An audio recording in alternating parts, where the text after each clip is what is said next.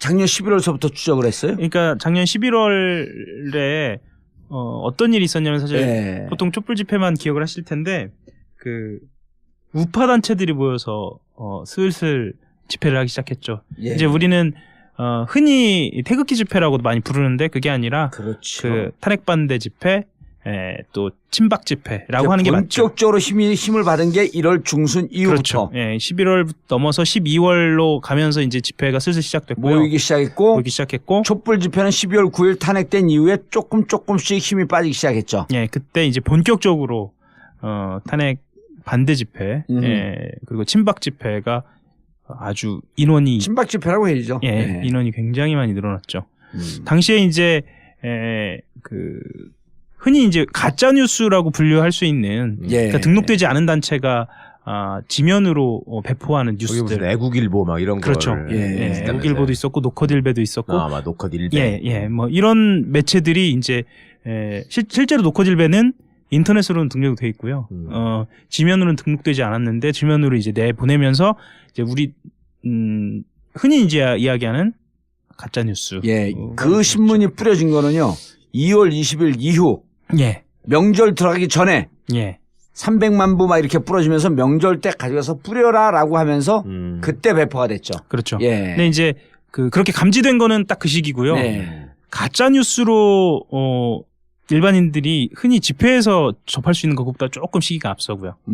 그래서 그 시기부터 도대체 어떤 단체들이 있고 그 집회 탄핵 반대 집회는 어떤 단체들이 있고 도대체 가짜 뉴스는 누가 생산하고 또 그 콘텐츠는 누가 생산하고 인터넷에서 온라인에서는 누가 그것을 유통시키는지를 계속 들여다보고 있었어요. 예. 취재 안 하고 들여다만 보고 있었어요. 이제 들여다보는 게 취재죠. 기사는 바로 쓰진 못하고 왜냐면은 확인이 돼야 되니까. 예, 확인이 돼야 하니까요. 근데 그리고 뭔가 이상하다는 감을 잡을 만한 제보가 있었던 게 아니라 그냥 그 현상 자체가 이상해서 예. 들여다보기 시작했다. 제보는 받았죠. 근데 그 얘기 안 하지. 아주 뻔하고 선수끼리 왜 물어봐. 아니, 그 선수가 자꾸 그런 얘기를 안 하니까. 왜냐면 제보자를 이거는 시기도 틀어놔야 돼요. 네. 시기가 딱 노출이 되면 그렇죠. 잡히니까 거기서 어느 쯤에 걔들과 멀어져 있는 놈들 중에 하나일 텐데 걔들 입장에서는 그렇죠. 누구지? 추적하는데 예를 들었고 정말 한 작년 7월쯤에 제보했다 그러면 7월에 없어진 애들 중에서 추적했고 찾죠. 네.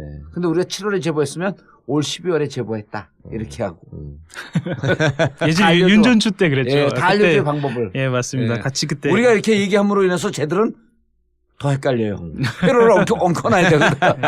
그래서 이제 건물 하나를 발견했어요. 역삼동에 있는 부림주택이라는 건물인데요. 예. 그 건물 안에는 그 보수단체 그리고 아까 말씀드린 노컷일베 이런 그 말하자면 여러 단체하고 뭐 주소들이 집산지구나. 그게. 집산지요. 이게 굉장히 신기하죠. 네, 이게 뭐하고 또 비슷하냐면 그 최순실 그러니까 박근혜 최순실 게이트 때 그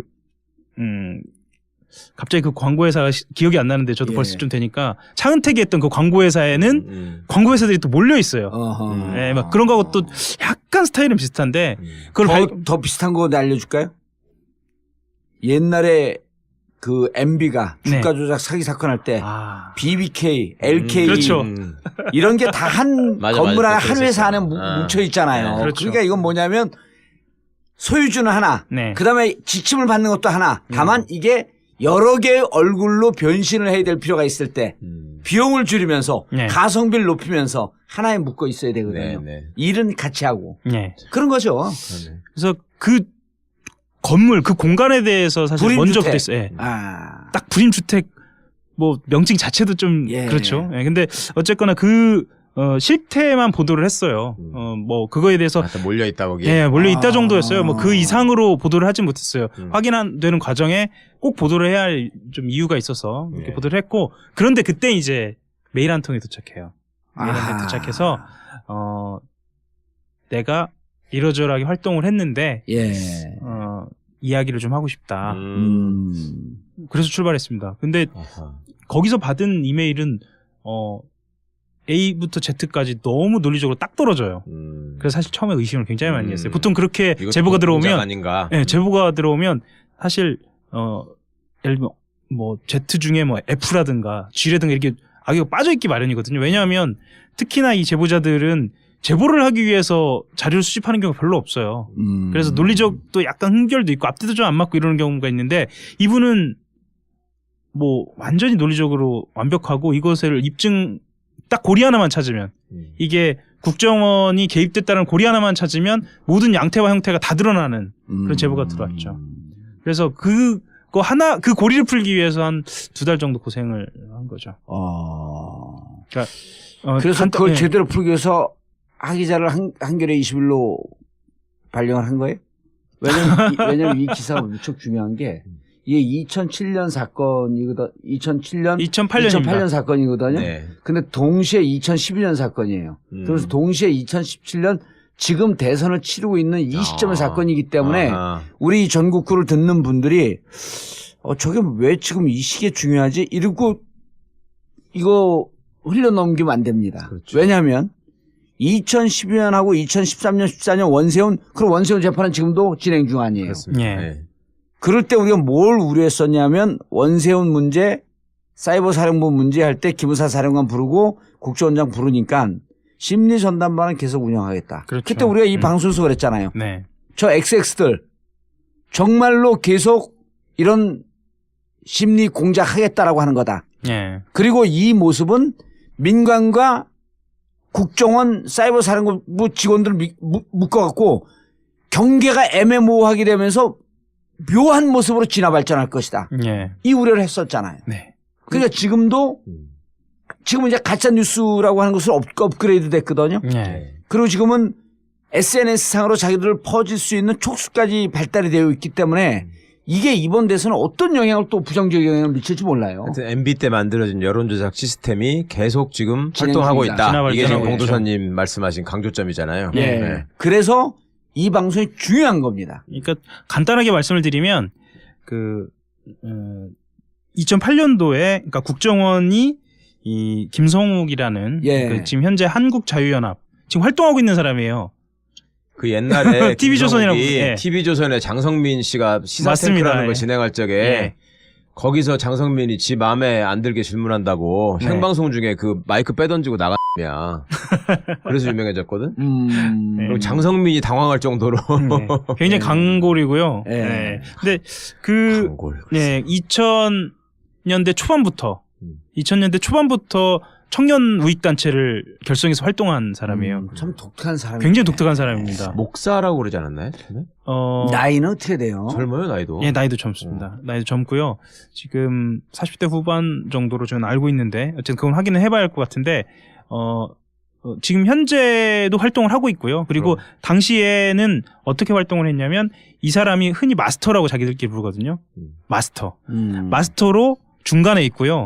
국정원 직원이 이 마스터를 통해서 20대 3명, 30대 3명 정도로 알파팀을 꾸려요. 근데 이 6명은 6명만의 조직이 아니라 적을 때 6명, 많을 땐 그보다 좀 더 많고 알파팀만 있는지 베타팀만 있는지 이 알파부터 오메가팀까지 있는지는 정확치는 않지만 알파팀에서 보건데 더 많은 것으로 자기들은 알고 있다라고 이야기를 해요. 네. 예, 그래서 조직이 딱 하나만 드러난 것이지 그 이상도 있을 것이다라고 지금 추정은 하고 있고요. 점조직으로 여러 개가 있을 것이다. 그렇죠. 자기들끼리는 서로 몰라도. 예. 사이버사나 국정원 댓글 사건, 국정원 선거 개입 사건을 보신 분들은 아시겠지만 어떤 식으로 활동을 하냐면 국정원이나 사이버사에서 어떤 사건이 발생하면 예를 들면 촛불 집회가 있으면 그것과 관련해서 어떤 여론을 펴라. 누구를 비판해라라고 내용을 내려보내거든요. 원세훈 원장의 그 무슨 말씀이었었잖아요. 그렇죠. 네. 예, 원장님 말씀. 그런 식으로 내려보내면 그걸 가지고 예를 들면 블로그도 만들고 예를 들면 게시판에도 글을 올리고 이런 식이거든요. 네. 이게 2008년도에 이미 하고 있었다는 거예요. 그것도 민간 2008년 조직으로. 12월 이후서부터. 예, 12월 이후서부터. 그리고 그 과정에서 20대한테는 25,000원, 30대한테는 5만 원. 한 건당 그렇게 책정을 해서 돈을 줬고요. 근데 한 건이라고 하는 것은 한 사건이죠. 예를 들어 꼭 아닙니다. 그러니까 한 건을 올릴 때마다. 그리고 야, 돈 되네 그거? 그리고 기사를 하나 댓글 하나 올릴 때마다요? 댓글이 아니에요, 여기서는. 중요한 건 뭐냐면 당시만 해도 혹시 벌써 10년 전이니까 감안하실 거예요, 아마. 그 아고라 게시판이 어떻게 유명을 했냐면 단순한 댓글이 아니라 그럴싸하게 논리적 정합성을 가진 글을 올리면 자기가 글을 올려라. 네. 아하. 그걸 가지고 논쟁을 하는 거예요. 그러니까 논쟁이 될 만한 원글을 올려라. 그렇죠. 그럴 때 하나에 올리면 예. 20대는 25,000원, 네. 30대는 5만 원. 예. 나 그거 그때 연락했으면 하루에 100개씩 올렸을 텐데 왜 나한테는 연락을 안 해? 어? 심지어는 그 100개 올리면 500만 원 아니야 하루에? 그러니까요. 예, 20대, 30대라고 하니까 그냥 뭐랄까 취업도 못한 백수인 신세인 계신 분들이라든가 뭐 이렇게 떠올리는데 그게 아니고요. 실제로 20대, 30대가 지금 현재도 그 우파 성향, 극우 성향의 매체 기자로 활동하고 있을 만큼의 어떤 실력을 가진 사람들, 예, 그런 사람들을 섭외를 한 거죠. 그렇게 해서 이제 아까 말씀드린 대로 여러 가지 지시가 내려옵니다. 예를 들면 단순히 그 내용만 지시가 내려오는 게 아니라 클릭수를 올리기 위한 프로그램도 국정원에서 내려보내는 거죠. 예. 근데 이제 국정원이라고 본인들이 이야기하지는 않고요. 본인들이 쓰는 용어가 있어요. 국정원은 학교 그리고 원장은 교장 이런 식으로 하죠.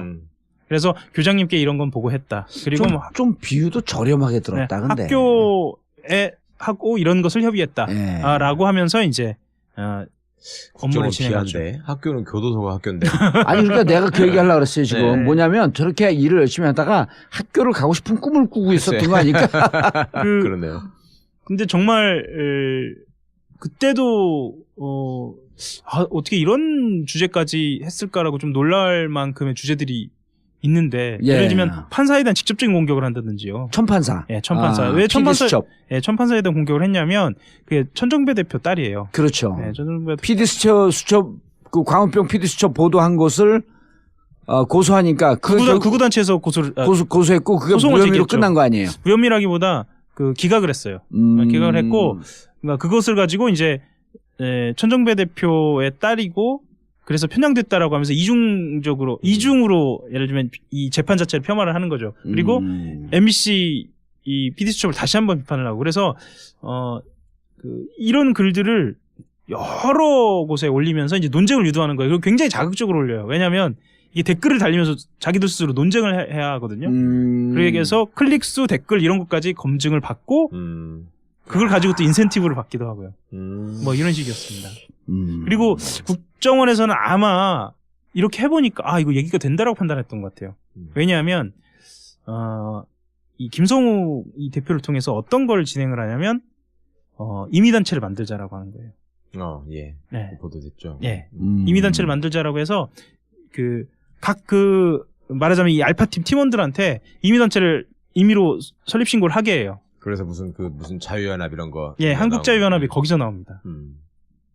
그래서 국정원에서는 이제 학교 측과 협의했다라고 해서 하는 이메일에서 등장하는데, 단순히 그냥 개인별로 올리는 그 글이 아니고, 이제 앞으로는 임의단체를 등록을 하게 해서 그 임의단체에서 월별로 예를 들면 당시에 이제 진중권 선생이라든가 아니면 강기갑 의원이라든가 아니면은 뭐 심지어는 민주화보상심의위원회인가요? 뭐 거기서 나오는 것까지 다 세세하게 비판을 하도록 해서 단체 명의로 할 수 있게 그렇게 안내를 하는 거예요. 그리고 자, 그러면 궁금한 게 김성욱이라고 하는 사람은 보수 극우 논객으로 활동을 하면서 그들의 포선망에 걸린 거네. 국정원에. 그랬는지. 걸렸다기보다 이해관계가 일치하니까 뭐. 아니 그러니까 걸렸다는 게 부정적인 의미가 아니고 국정원이 보기에 쓰기에 그렇죠. 쓸만한 망으로 쓰기 아주 좋은 신뢰할 만한 인물이네. 그러니까 딱 해갖고 접촉해갖고 알파 댓글 부대로 활용하다 보니까 이거를 조금 더 재미있어? 여론이 움직이네. 그러니까 키우기 위해서 이러지 말고 무슨 자유연합?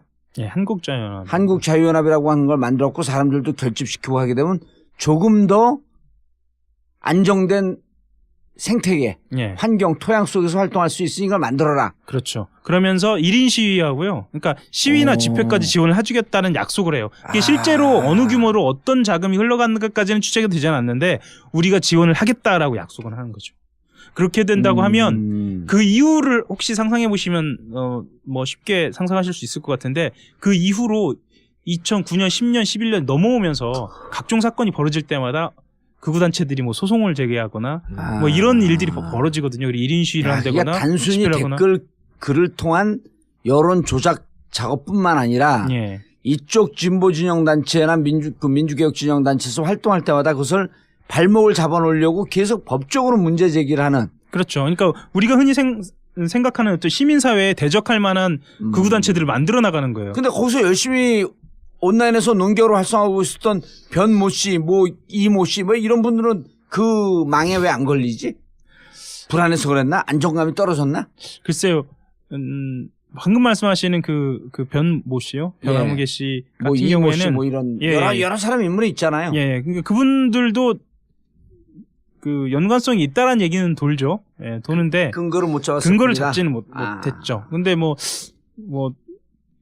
추정으로 지금 말씀드릴 수는 없는 상황이고 예. 어쨌거나 그러니까 분야가 있는 거지. 네, 분야가 이게 있습니다. 무슨 조직을 해서 시민단체처럼 활동하는 데가 있고 무슨 언론같이 만들어 놓고 언론처럼 활동하는 데가 맞습니다. 있고 예. 뭐 그런 거잖아. 학술단체인 것처럼 해가지고 또 활동하는 데가 있고 잡놈처럼 만들었고 잡놈처럼 하는 데가 있고. 그렇죠. 네. 근데 여기 같은 경우에는 단체를 결성을 하도록 한 거고요. 이 단체가 또 그냥 단체가 아니라 무한전진이라는 단체가 있는데요. 여기는 무한전진? 예, 실제로 노무현 패러디야. 예, 노무현 그 탄핵 때 예. 당시에 그 촛불 집회 반대를 위해서 모인 단체인데요. 실제로 집회 때 4대 학법 집회 때 무대로 난입하는 그런 일도 있었습니다. 몽둥이를 들고. 그때부터 이미 유명한 뭐 백색 테러까지 이렇게 말씀드리면 좀 과한 것 같고 어쨌거나 이렇게 적극적으로 움직이는 청년 단체였어요. 그러니까 뭐 갑자기 이렇게 결성된 게 아니고요. 그걸 이제 봐왔다고 봐야죠. 쭉 보면서 보고 진화하도록 하고 그래서 여론전도 맡기고 단체도 맡기고 뭐 이렇게 그러다가 그 중에서 검증된 인물들을 중심으로 그렇죠. 2008년 12월서부터 본격적으로 그렇죠. 돈을 대주면서 단체도 만들고 하는 이 작업이 여론전도 시작되고 여론전이 시작됐다. 예. 그리고 2009년도에 이제 원세훈이 들었으면서 그렇죠. 이 작업은 보다 체계적으로 그리고 여기에 뭐가 더해지냐면 그 합참의 원래 심리전이 있잖아요. 저희 최홍욱 변호사님 잘 아시겠지만 합참의 심리전의 심리전 기술도 또 가지고 와요. 그래서 무척 체계적으로 진행된 건데. 그렇죠. 나름 과학적입니다. 여기는. 그래서 이게 2012년에 국정원 대선 개입 사건이나 사이버 사령부 대선 개입 사건, 물론 단순히 그냥 댓글 달았다고 생각할지 모르겠는데 여기서 벌어진 심리전은 그냥 있었던 심리전이 아니라 2000년대 중반부터 본인들이 촛불 집회에 대한 어떤 그 트라우마가 있으면서부터 이제 체계적으로 준비한 그러니까 민관군이 동시에 동원이 된 나름 과학에 근거한 작전이었던 거죠. 자, 그럼 2009년에 원세훈 국정원장이 들어와서 그때 이제 이런 얘기가 있었단 말이에요. 원세훈 국정원장이 들어오고 기조실장은 같은 그 정파 내에서도 국정원장을 견제하기 위해서 기조실장을 또 다른 파에서 넣고 다녀. 그렇죠. 예. 그리고 기조실장이 왜냐면 국정원이 워낙 힘이 세니까 그렇죠. 국정원장이 기조실장까지 자기 손아귀에 넣게 되면 전횡을 일삼을 수 있으니 국정원과 기조실장은 예를 들었고 당내에서도 A파가 국정원장을 임명이 되면 B파가 들어갔고 서로 일정 정도 긍정적 견제 관계를 만들어 놓거든요. 근데 그때 국정원장도 원세훈이가 자기가 임명을 했다는 거 아니에요. 기조실장도요? 기조실장도 임명하면서 이러면 안 됩니다. 국정원이 망가집니다. 그럴 때 그 국정원 직원들의 오래된 국정원 그 직원들의 이런 그 권고에 대해서도 걱정하지 마. 감옥 가면 내가 갈게. 그렇죠. 이렇게 이 상황이 얼마나 위험한 짓을 하는지 본인들이 알았다는 거거든요. 네.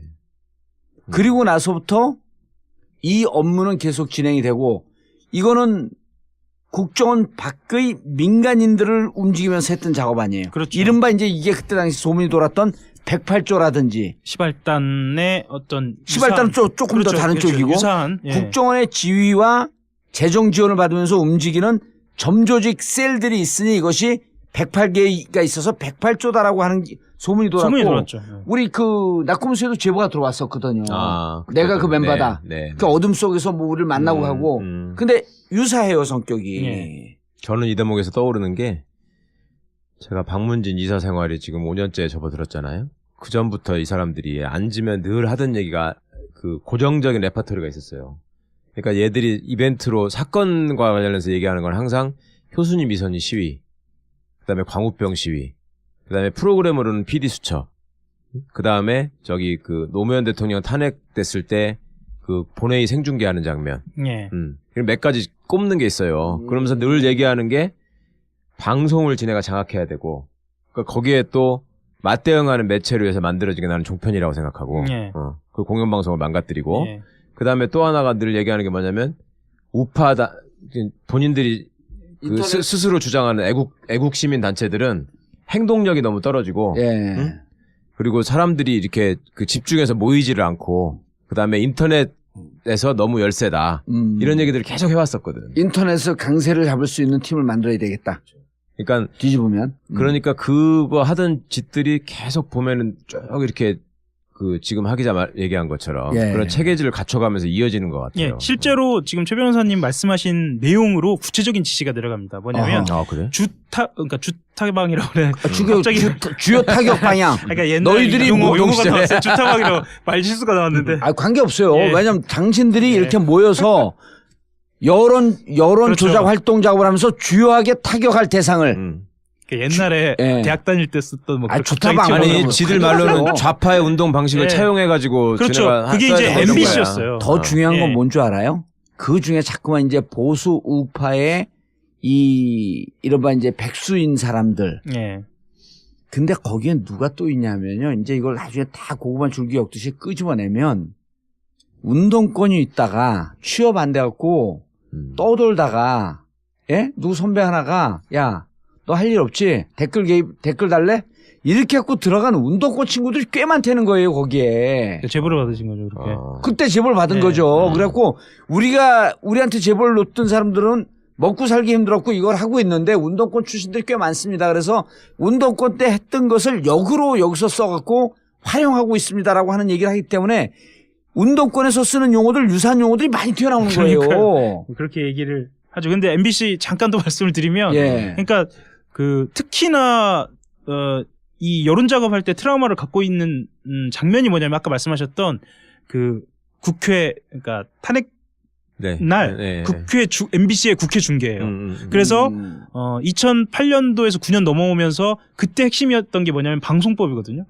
방송법 당시에 야당이 국회를 점거하고 있는 상황이었어요. 이때 전면적으로 여론전을 펴는데 MBC는 아마도 탄핵 당시처럼 그렇게 중계를 할 것이다. 너희들은 편파적이다. 민주당과 MBC는 관련돼 있고 너희들은 편파적 계속 이거를 여론전을 펴는 거예요. 그래서 방송법이 2008년에 통과됐어요. 2009년에 통과됐어요. 제 기억으로는 2008년부터 9년 사이에 문제가 됐던 걸로 알고 있어요. 지금 정확하게 제가 보고 이야기하는 것은 아니라서 근데 맞을 겁니다. 근데 그런 식으로 말씀하셨던 것처럼 방송법 통과 MBC, 당시에도 그렇죠. MBC를 타겟을 그리고 예, 아까 말씀하셨던 것처럼 노무현 전 대통령에 대한 탄핵 그리고 MBC 그리고 또 하나가 뭐냐면 아까 말씀하셨던 운동권 말씀하시니까서 힌트가 뭐가 있냐면 그 원래 학생운동을 하던 사람들 중에 북한 민주화론자로 돌아선 사람들이 있거든요.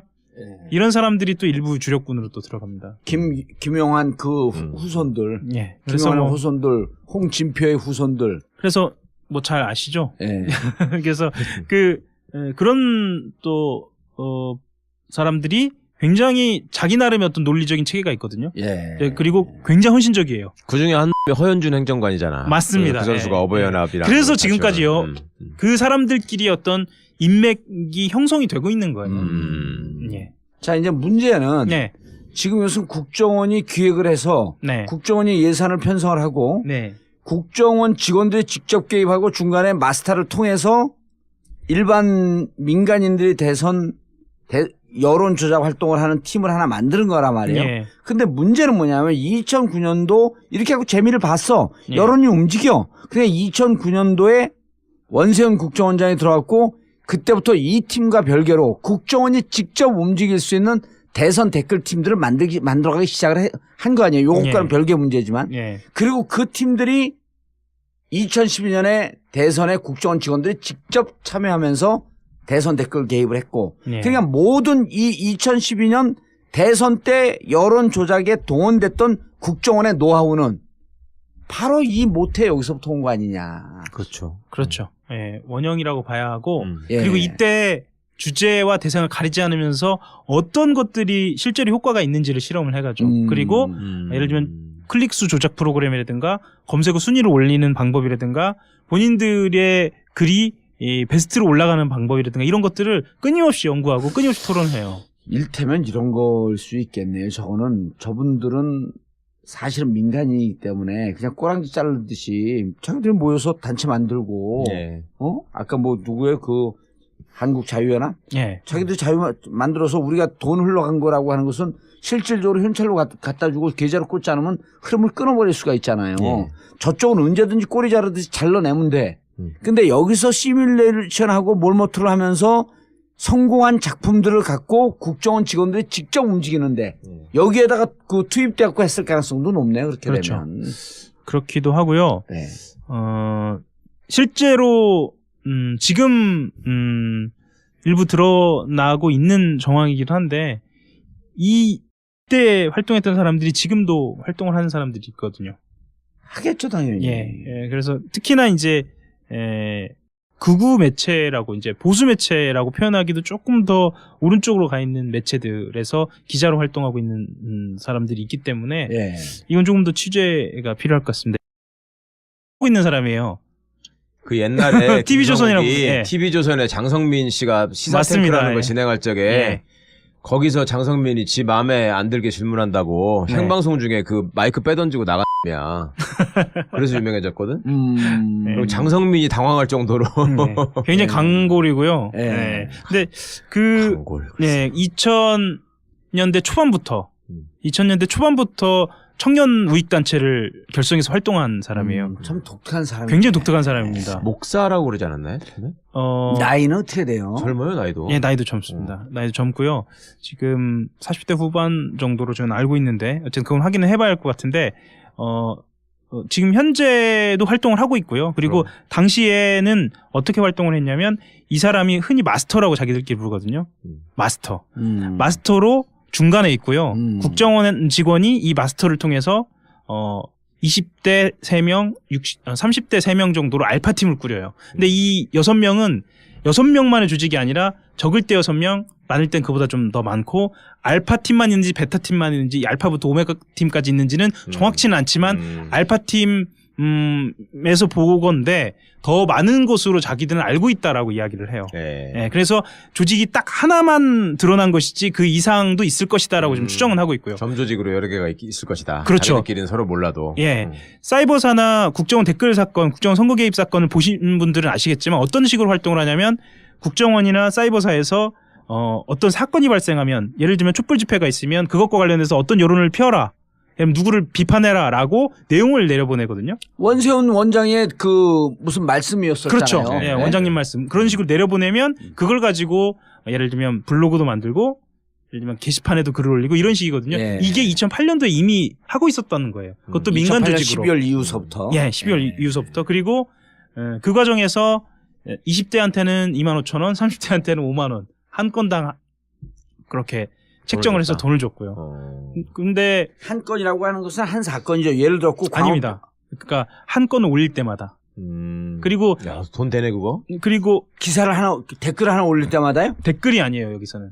중요한 건 뭐냐면 당시만 해도 혹시 벌써 10년 전이니까 감안하실 거예요, 아마.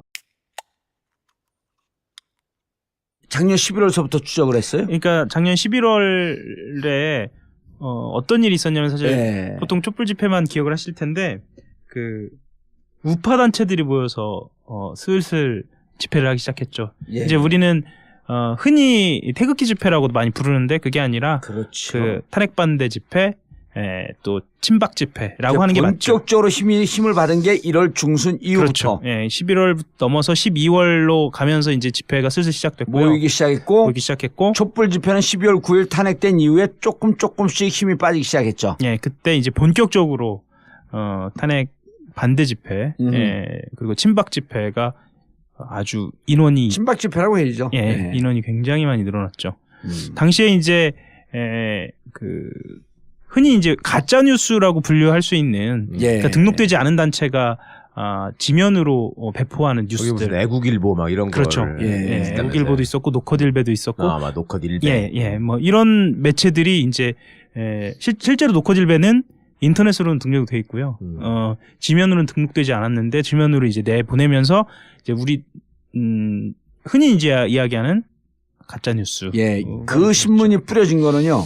2월 20일 이후 예. 명절 들어가기 전에 예. 300만 부 막 이렇게 뿌려지면서 명절 때 가져가서 뿌려라라고 하면서 그때 배포가 됐죠. 그렇죠. 예. 근데 이제 그렇게 감지된 거는 딱 그 시기고요. 네. 가짜 뉴스로 일반인들이 흔히 집회에서 접할 수 있는 것보다 조금 시기가 앞서고요. 그래서 그 시기부터 도대체 어떤 단체들이 있고 그 집회, 탄핵 반대 집회는 어떤 단체들이 있고 도대체 가짜 뉴스는 누가 생산하고 또 그 콘텐츠는 누가 생산하고 인터넷에서 온라인에서는 누가 그것을 유통시키는지를 계속 들여다보고 있었어요. 예. 취재 안 하고 들여다만 보고 있었어요? 이제 들여다보는 게 취재죠. 기사는 바로 쓰진 못하고 왜냐면은 그 확인이 돼야 되니까. 예, 확인이 돼야 하니까요. 근데 그리고 뭔가 이상하다는 감을 잡을 만한 제보가 있었던 게 아니라 그냥 그 현상 자체가 이상해서 예. 들여다보기 시작했다. 제보는 받았죠. 근데 그 얘기 안 하지. 아주 뻔하고 선수끼리 왜 물어봐. 아니 그 선수가 자꾸 그런 얘기를 안 하니까. 왜냐면 예, 제보가 들어오면 사실 예를 들면 뭐 Z 중에 뭐 F라든가 G라든가 이렇게 악의가 빠져 있기 마련이거든요. 왜냐하면 특히나 이 제보자들은 제보를 하기 위해서 자료를 수집하는 경우가 별로 없어요. 그래서 논리적도 약간 흥결도 있고 앞뒤도 좀 안 맞고 이러는 경우가 있는데 이분은 뭐 완전히 논리적으로 완벽하고 이것을 입증 딱 고리 하나만 찾으면 이게 국정원이 개입됐다는 고리 하나만 찾으면 모든 양태와 형태가 다 드러나는 그런 제보가 들어왔죠. 그래서 그거 하나 그 고리를 풀기 위해서 한 2달 정도 고생을 한 거죠. 그러니까 그래서 그걸 제대로 풀기 위해서 하 기자를 한겨레 21로 발령을 한 거예요? 왜냐면 이 기사가 무척 중요한 게 이게 2007년 사건이거든. 2008년 사건이거든요. 네. 근데 동시에 2012년 사건이에요. 그래서 동시에 2017년 지금 대선을 치르고 있는 이 시점의 사건이기 때문에 우리 전국구를 듣는 분들이 저게 왜 지금 이 시기에 중요하지? 이러고 이거 흘려넘기면 안 됩니다. 그렇죠. 왜냐하면 2012년하고 2013년, 14년 그럼 원세훈 재판은 지금도 진행 중 아니에요. 그렇습니다. 예. 네. 그럴 때 우리가 뭘 우려했었냐면 원세훈 문제, 사이버 사령부 문제 할 때 기무사 사령관 부르고 국정원장 부르니까 심리 전담반은 계속 운영하겠다. 그렇죠. 그때 우리가 이 방송에서 그랬잖아요. 네. 저 XX들 정말로 계속 이런 심리 공작하겠다라고 하는 거다. 예. 그리고 이 모습은 민간과 국정원 사이버 사령부 직원들을 묶어갖고 경계가 애매모호하게 되면서 묘한 모습으로 진화 발전할 것이다. 예. 이 우려를 했었잖아요. 네. 그러니까 지금은 이제 가짜 뉴스라고 하는 것을 업그레이드 됐거든요. 예. 그리고 지금은 SNS 상으로 자기들을 퍼질 수 있는 촉수까지 발달이 되어 있기 때문에 이게 이번 대선에 어떤 영향을 또 부정적 영향을 미칠지 몰라요. 하여튼 MB 때 만들어진 여론조작 시스템이 계속 지금 활동하고 중이다. 있다. 이게 지금 발전하고 공도사님 말씀하신 강조점이잖아요. 예. 네. 그래서 이 방송이 중요한 겁니다. 그러니까 간단하게 말씀을 드리면 그 2008년도에 그러니까 국정원이 이 김성욱이라는 예. 그 지금 현재 한국자유연합 지금 활동하고 제보자로 이거는 시기도 틀어놔야 돼요. 네. 시기가 그래야. 딱 노출이 되면 그렇죠. 잡히니까 거기서 어느 쯤에 걔들과 멀어져 있는 놈들 중에 하나일 텐데 걔들 입장에서는 그렇죠. 누구지 추적하는데 예를 들었고 정말 한 작년 7월쯤에 제보했다 그러면 7월에 없어진 애들 중에서 추적했고 찾죠. 네. 근데 우리가 7월에 제보했으면 올 12월에 제보했다. 이렇게 하고. 예전에 윤전추 때 그랬죠. 예, 다 알려줘요 방법을. 예, 맞습니다. 예. 같이 그때 우리가 이렇게 얘기함으로 인해서 쟤들은 더 헷갈려요. 회로를 엉켜놔야 되거든. 그래서 이제 건물 하나를 발견했어요. 역삼동에 있는 부림주택이라는 건물인데요. 예. 그 건물 안에는 그 보수단체 그리고 아까 말씀드린 노컷일베 이런 그 말하자면 여러 단체하고 뭐 주소들이 집산지구나. 그게. 집산지요. 이게 굉장히 신기하죠. 네, 이게 뭐하고 또 비슷하냐면 그 최순실 그러니까 박근혜 최순실 게이트 때 그 갑자기 그 광고회사가 기억이 안 나는데 저도 벌써 좀 되니까 차은택이 했던 그 광고회사에는 광고회사들이 또 몰려 있어요. 네, 막 그런 거하고 또 약간 스타일은 비슷한데 그걸 더 비슷한 거 알려줄까요? 옛날에 그 MB가 주가 조작 사기 사건 할 때 BBK, LK 그렇죠. 이런 게 다 한 건물 안에 한 회사 안에 뭉쳐 있잖아요. 그렇죠. 그러니까 이건 뭐냐면 소유주는 하나, 그다음에 지침을 받는 것도 하나. 다만 이게 여러 개의 얼굴로 변신을 해야 될 필요가 있을 때 비용을 줄이면서 가성비를 높이면서 하나에 묶어 있어야 되거든요. 일은 같이 하고 그런 거죠. 그래서 그 건물 그 공간에 대해서 사실 먼저 붙어 있어요. 딱 불임주택 뭐 명칭 자체도 좀 예. 그렇죠. 예, 근데 어쨌거나 그 실태만 보도를 했어요. 뭐 그거에 대해서 몰려 있다 거기에. 예, 몰려 있다 정도였어요. 뭐 그 이상으로 보도를 하진 못했어요. 확인되는 과정에 꼭 보도를 해야 할 좀 이유가 있어서 이렇게 예. 보도를 했고, 그런데 그때 이제 메일 한 통이 도착해요. 메일 한 통이 도착해서 내가 이러저러하게 활동을 했는데 예. 이야기를 좀 하고 싶다. 그래서 출발했습니다. 근데 아하. 거기서 받은 이메일은 A부터 Z까지 너무 논리적으로 딱 떨어져요.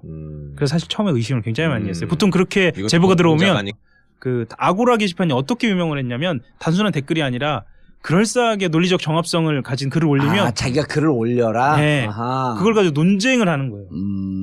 그러니까 논쟁이 될 만한 원글을 올려라. 그렇죠. 그럴 때 하나에 올리면 예. 20대는 25,000원, 네. 30대는 5만 원. 예. 나 그거 그때 연락했으면 하루에 100개씩 올렸을 텐데 왜 나한테는 연락을 안 해. 심지어는 그 100개 올리면 500만 원 아니야 하루에. 그러니까요. 예, 20대, 30대라고 하니까 그냥 뭐랄까 취업도 못한 백수인 신세인 계신 분들이라든가 뭐 이렇게 떠올리는데 그게 아니고요. 실제로 20대, 30대가 지금 현재도 그 우파 성향, 극우 성향의 매체에 기자로 활동하고 있을 만큼의 어떤 실력을 가진 사람들, 예, 그런 사람들을 섭외를 한 거죠. 그렇게 해서 이제 아까 말씀드린 대로 여러 가지 지시가 내려옵니다. 예를 들면 단순히 그 내용만 지시가 내려오는 게 아니라 클릭수를 올리기 위한 프로그램도 국정원에서 내려보내는 거죠. 예. 근데 이제 국정원이라고 본인들이 이야기하지는 않고요. 본인들이 쓰는 용어가 있어요. 국정원은 학교, 그리고 원장은 교장. 이런 식으로 하죠. 그래서 교장님께 이런 건 보고했다. 그리고 좀 비유도 저렴하게 들었다. 네, 근데 학교에 하고 이런 것을 협의했다. 라고 하면서 이제 업무를 진행하죠. 학교는 교도소가 학교인데.